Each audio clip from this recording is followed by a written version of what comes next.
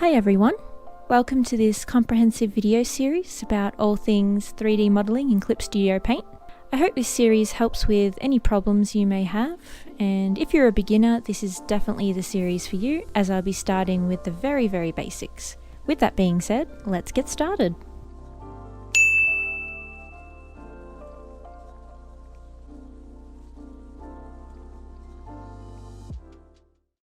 We're going to focus on camera controls, so we don't need a perspective ruler anymore. So shift click, it's still there in the background, it always is, but it's just not visible, except again for the bottom one. There you see that little grid.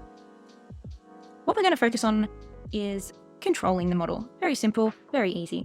The first controls we're going to focus on are called the camera controls, and those are the first three on this line. This first one, which is highlighted, it's a little darker blue, more like a navy, is the rotate camera. So these three controls don't affect the model in any way, shape or form. These three controls simply move how the model is seen in the 3D space. For any of the tools, if you click on them, they will change color, and that means that tool is active. So if I click the rotate tool and click and drag anywhere on the canvas, it will move around the model. This grid here is what I referred to before as the ground level.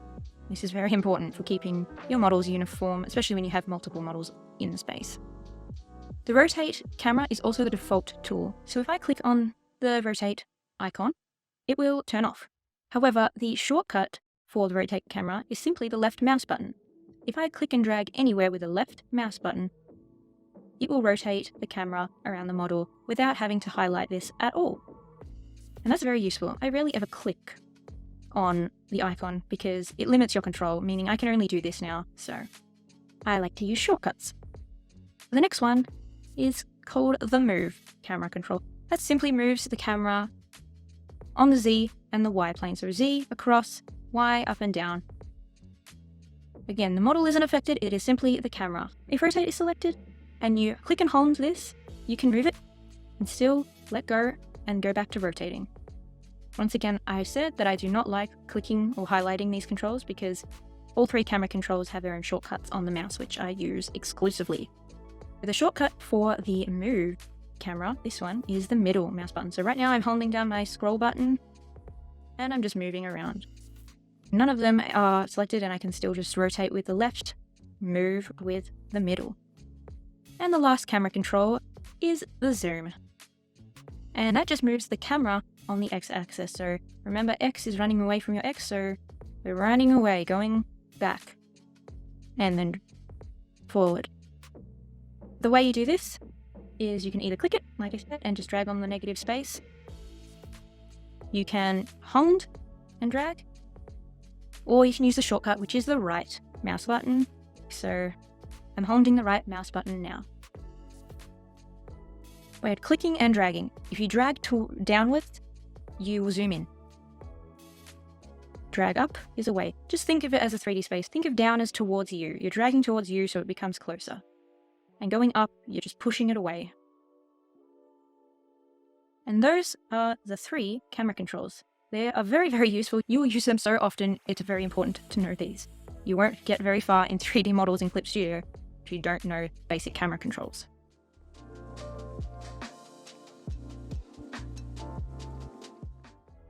The next controls that we're going to learn are the model controls. So now we're going to be affecting the model itself, not the camera. So the model controls are the rest, all these ones, 1, 2, 3, 4, 5, 6.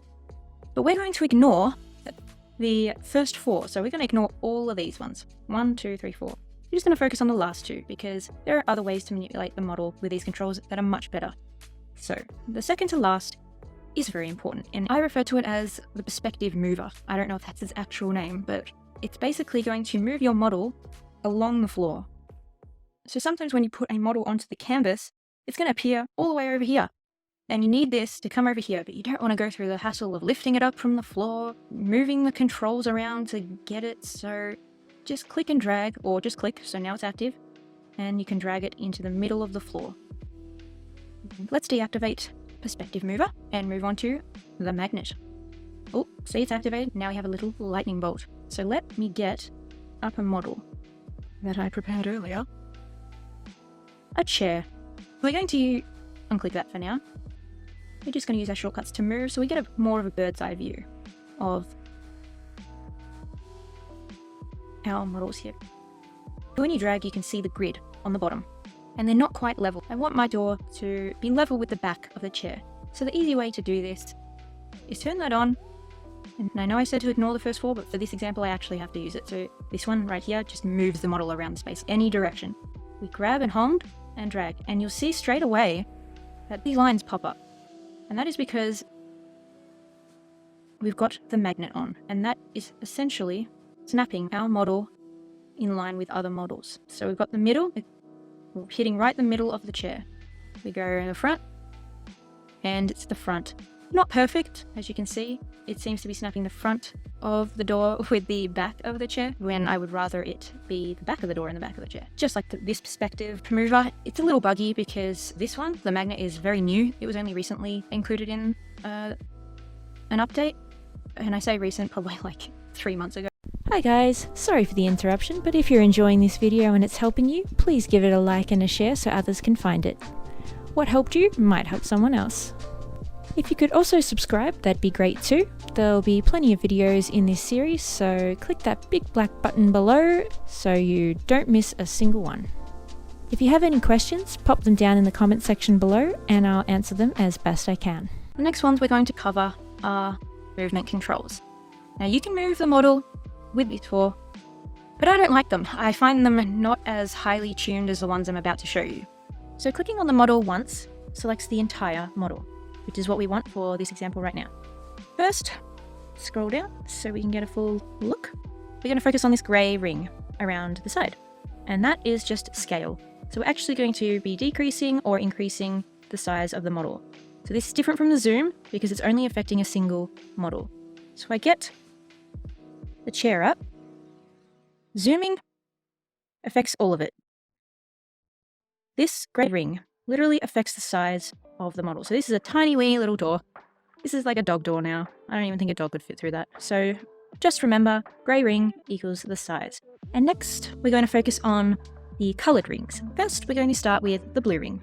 And this just controls the Z-axis. It will only go from left to right or around the circle. The green ring, seen here, just spins the model around on the y-axis. So remember, the y-axis is going up. So if you can imagine it a string or just a nail at the bottom of the door, we're just spinning it around on that. It can't move any other way except around. To get a better look, we're just going to move this to a more 3/4 angle to see the red ring. And this just moves the model on the x-axis, so back and forth. We can go all the way around just like the blue.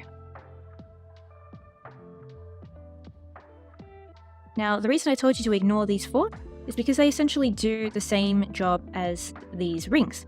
So these ones turn, you have less control. So this one is going around on the y-axis, turns green. Now we're going around on the x-axis, so it goes red.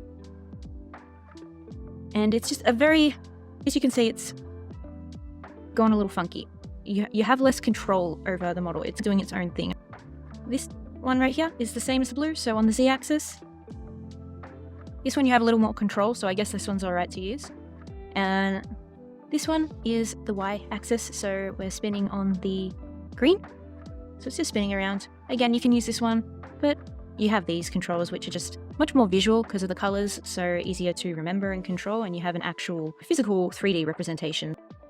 For the next control, we're going to focus on the blue arrow, which moves the model back and forth on the x-axis. So this is similar to the perspective mover, because, you know, we're moving it around. Although the perspective mover, you can go on the z-axis as well.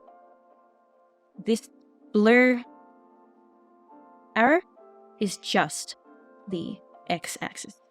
The next is the green arrow. This just moves it up the y-axis. So we can go below the floor. As you can see, the door is now in the floor. The red arrows move it on the z-axis. Left to right, pretty simple. This one here does all of those. So I can just move it down and to the side, and if I move the camera around, I can even move it backwards on the x-axis.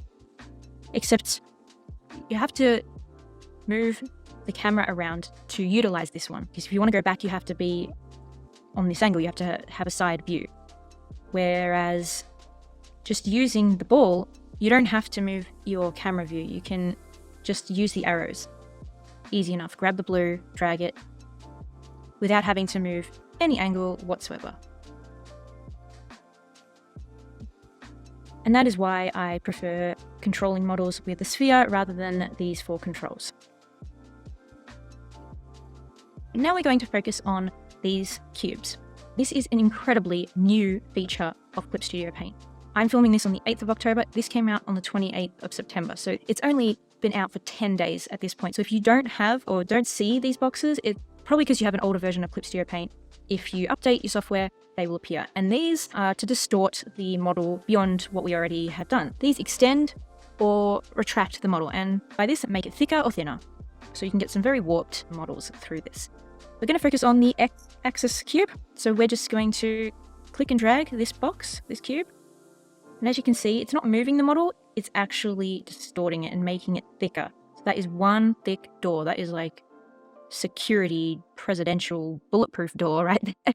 And we can also make it really thin. We can practically make it 2D. So that blue one is just the X, so we're dragging it backwards. And the same principle applies for every box. So this green cube is dragging it up the Y-axis or pushing it down, so making it shorter or longer.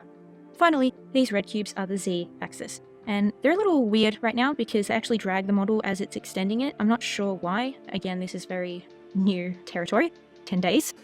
So it's just making the door very thick. If we move the camera around, you can see we've got a very thick door. She's juicy, this one. And the last control for models is this mini sphere within the sphere, and this just moves the model around everywhere. This ball is the exact same function as this tool, just move it anywhere. You have to move your camera angle to move it the way you want. Let's click out of our model right now, just click on the negative space. By clicking your model once, you'll see just by dragging over the model that it'll go blue. By clicking it once, you can manipulate the entire model as a whole. However, if your model has parts, and by that I mean, if you can see, I'm highlighting the different parts of the model. The handle, the frame, the door frame and the window frame, and the door itself. Not every model is going to have parts, some of them are just one entire block. If we click the model again on the part that we want, so I want the door itself, if we click it again, it's going to go red. And that means we can manipulate the individual part itself. Now this is also relatively new, this came out in the recent update, that you can actually alter the size and scale of individual parts. You weren't able to do that before, you were just capable of rotating and moving. So if I just want the door, for whatever reason, I can drag it out and I can just use it. And I can manipulate it, scale it, make it big, make it short, make it fat, make it thin. And already we've got an interesting shape right here. What's reminding me of is like a child's puppet theatre. Have the curtains here, and the audience here. Obviously this is a door, so we might actually want to move the door as in open it. There are easier ways to do this than actually just manipulating the whole door separately, which we'll get into in just a second. But before we do that, I also just want to teach you guys how to select more than one model at a time. So let's get our chair back up. Here we go, our nifty chair. Let's move you over just a tad. If you select your model, if you hold down Shift and click another model, you're going to be able to move them both at the same time, scale them at the same time, which is invaluable, distort them, all of the above. You can use the sphere to its fullest. Another way to select multiple models is by changing your selection mode. Now, if you don't see selection mode, just go here to the subtle detail panel and click the eyeball under operations, and that'll turn up. And so if we want to select more than one model, we have to click the plus icon. If we want to deselect a model, just press the minus. And now we've gone just back to our door. This is just a new selection, so we're changing from chair to door. And that's it for this video, so please subscribe so you don't miss the next one. If you have any questions, pop them down in the comments section below and I'll answer them as best I can. Don't forget to like and share, and thank you for watching. Bye!